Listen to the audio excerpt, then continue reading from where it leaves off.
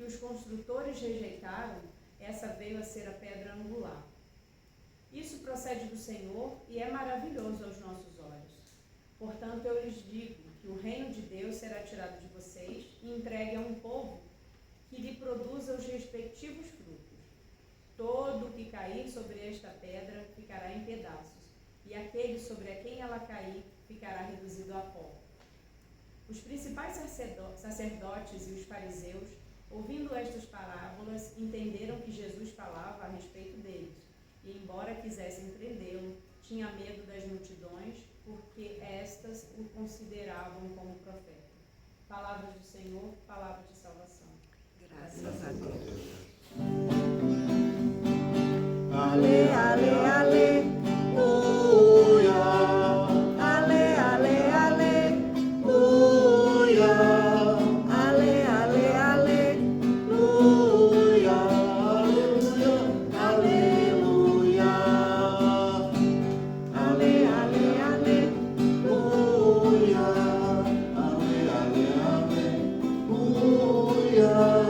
Ale, ale, aleluia. Aleluia, aleluia.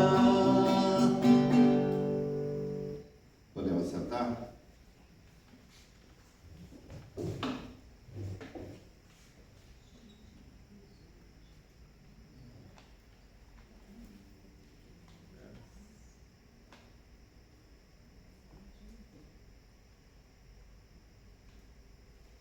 Eu fiz um chamado para essa mensagem de hoje, né? Esse culto,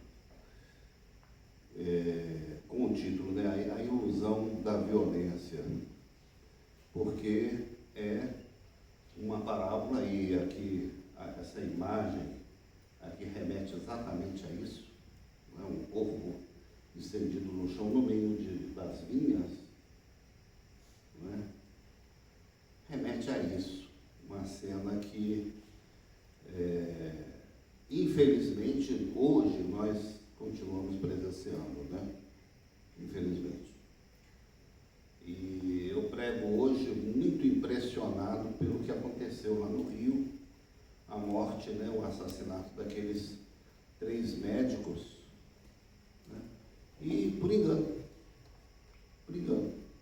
simplesmente porque fisicamente um deles se parecia com um criminoso e então os inimigos daquele criminoso, daquele marginal, viram ali a oportunidade de eliminar aquele inimigo e encostaram um carro e descarregaram as suas armas sobre 4 homens que estavam em volta de uma mesa ali no calor do Rio de Janeiro, num lugar, né, Barra da Tijuca, um lugar onde você não imagina que vai acontecer tiroteios, né? Aparentemente um lugar tranquilo. E ali então aqueles marginais assassinaram 3 participantes de um congresso médico. 3 homens que dedicaram suas vidas, né, uns já com 62 anos, outros mais jovens, dedicaram as suas vidas a melhorar a vida das pessoas, né, estudando a ortopedia, né, aliviando as dores das pessoas, contribuindo para a reabilitação das pessoas, né, tudo isso.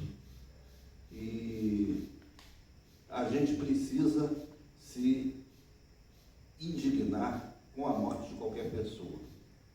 Mortes como essa de, por exemplo, moradores de rua, acontecem até com uma certa frequência. E a gente, como se dizia antigamente, a gente lê uma notinha no canto ali do jornal, né?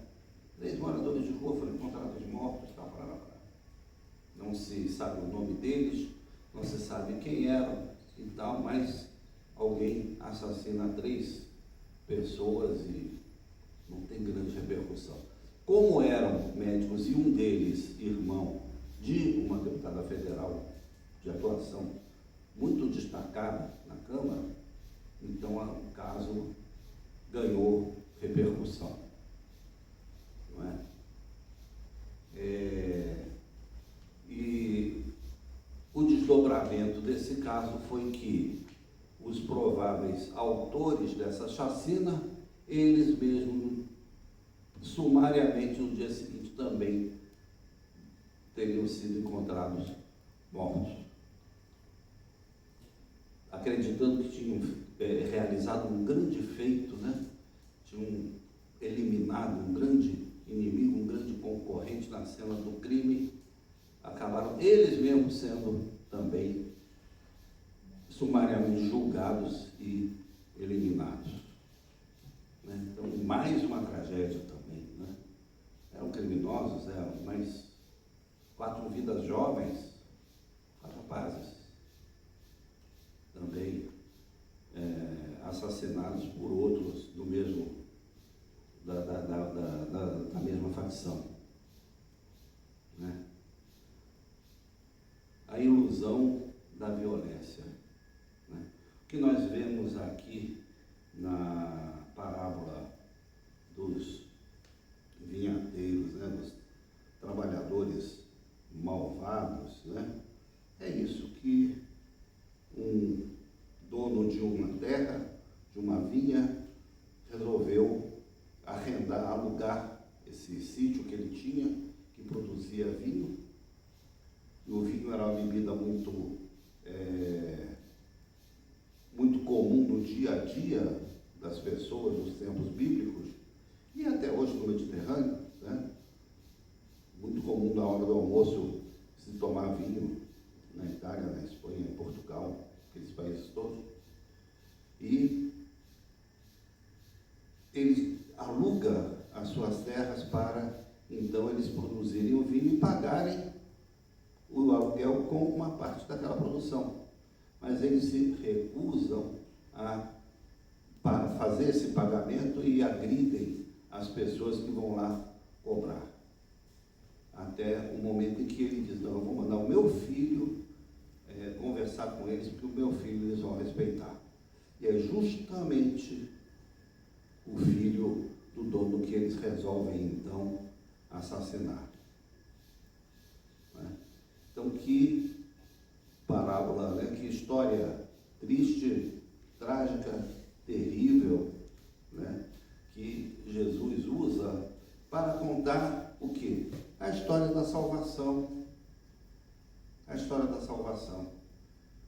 O quanto ao longo dos tempos, ao longo dos séculos, Deus, que tinha deixado este mundo, esta criação, esta vinha onde nós moramos, por conta do seu povo, das pessoas que ele tinha criado para cuidar desse mundo, que é a figura justamente dos vinhateiros, né, daqueles que arrendaram aquela vinha,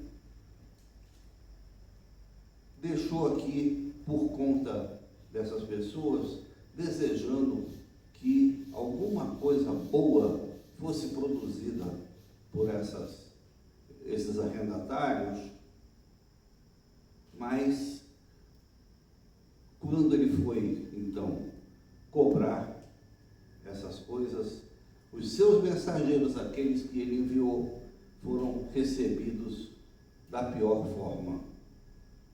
A começar, então, pelos profetas. Os profetas do Antigo Testamento.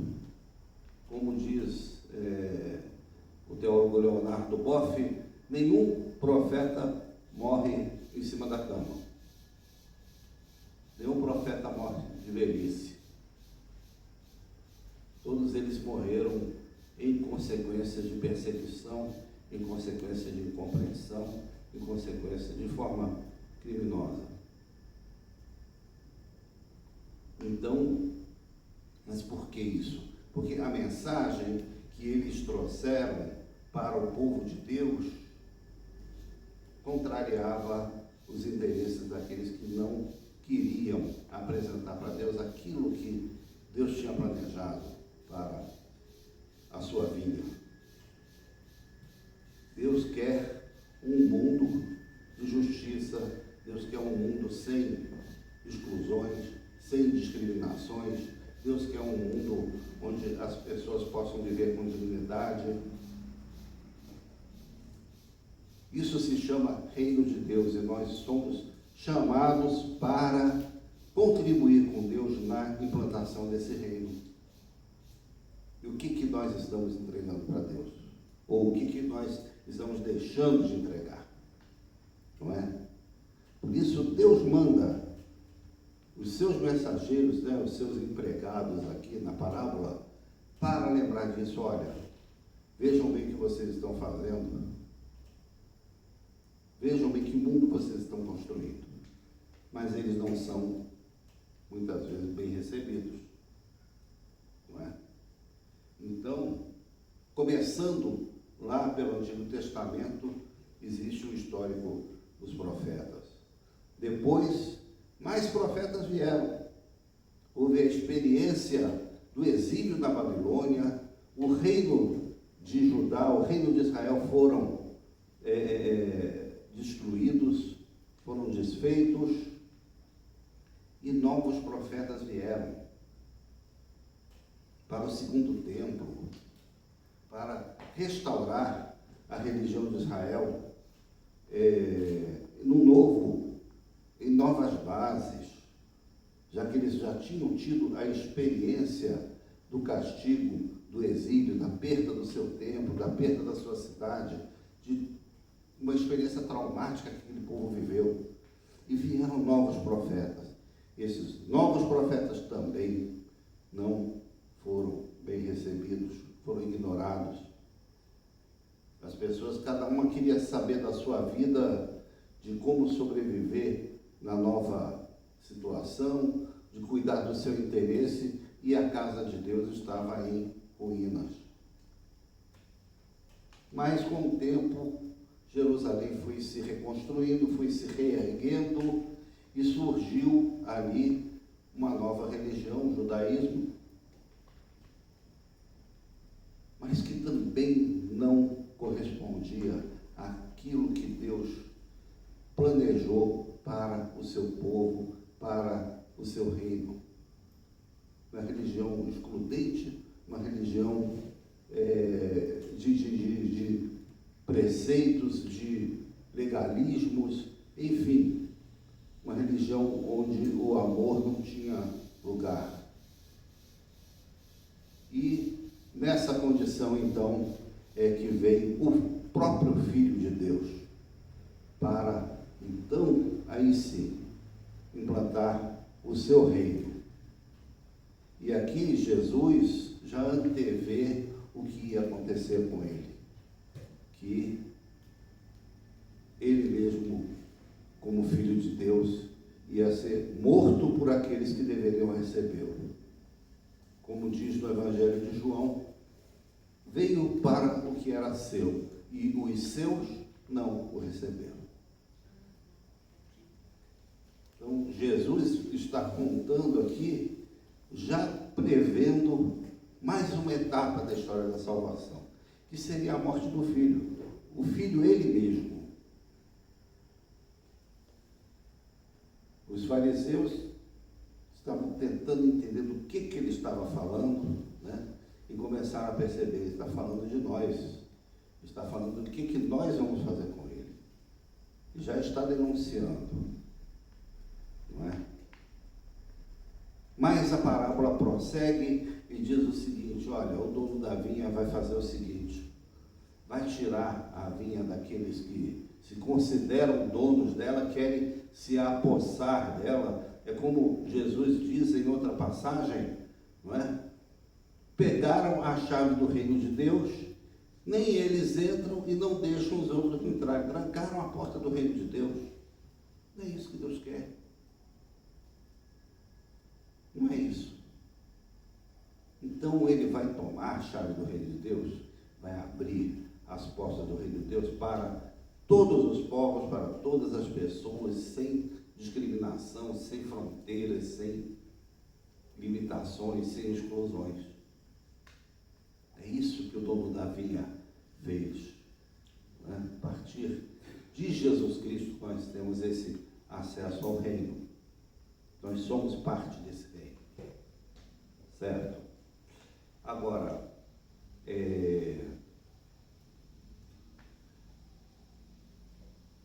essa imposição pela violência não deu em nada, porque não é pela violência que se conquista o reino de Deus e nem se fecha o reino de Deus. Pelo contrário, é pelo amor. É pelo amor. O amor é o princípio do reino, não a violência. Houve uma época da história em que se considerava que o reino de Deus era um território mesmo, um território que existia ali na Europa, principalmente. Na Europa toda fazia parte do reino de Deus, e depois as colônias aqui da América também, por pertencerem a países europeus, eram parte do reino de Deus. A carta de Pedro Vaz de Caminha, escrita ali no ato do descobrimento, chamado Descobrimento do Brasil, fala, né, para Sua Majestade, o rei Dom Manuel, né, diz: olha, nós estamos aqui para expandir o reino de Deus. Está lá escrito, a certidão de nascimento do Brasil. Então o Brasil passou a ser parte do reino de Deus por pertencer a Portugal. Mas não é isso o reino de Deus, não é isso o reino, não é um território, não é uma instituição, não é essa fronteira. O reino de Deus é muito mais amplo. O que nós precisamos prestar atenção é se nós mesmos também não estamos nos considerando donos do reino de Deus, sem entregar a Deus aquilo que Ele espera de nós, sem restituir a Deus aquilo que lhe pertence, sem produzir frutos, e ainda nos fechando o reino de Deus, nos considerando os únicos legítimos proprietários do reino de Deus.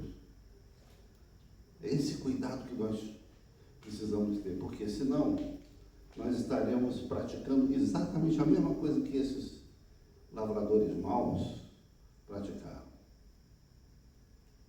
Não é? Em vez de vivermos a vida do Filho de Deus, pelo contrário, nós vamos estar promovendo a morte do Filho de Deus. E isso é terrível. Isso é terrível, isso não pode ser repetido. Então, vamos aprender da parábola, vamos aprender daquilo que Jesus ensina. Não é? Será que nós estamos realmente dedicando a Deus aquilo que Ele espera de nós? E o que Ele espera de nós é o quê? É amor, é serviço, é o espírito diaconal do qual nós conversamos antes do culto ali na escola dominical. O fruto do Espírito, o fruto que Deus espera de nós, que nós produzimos, é o fruto do Espírito. Amor, alegria, paz, longanimidade, benignidade, bondade, fidelidade, mansidão, domínio próprio.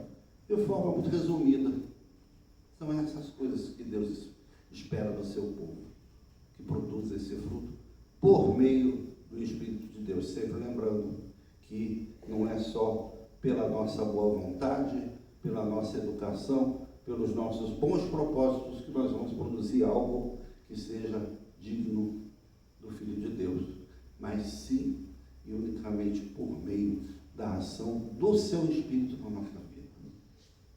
Aí sim nós seremos bons arrendatários, digamos assim, né, da vinha que Deus coloca para que nós trabalhemos nela. Nós seremos bons mordomos do mundo onde Deus nos colocou, para sermos os seus zeladores, para deixar tudo da forma que Deus deseja.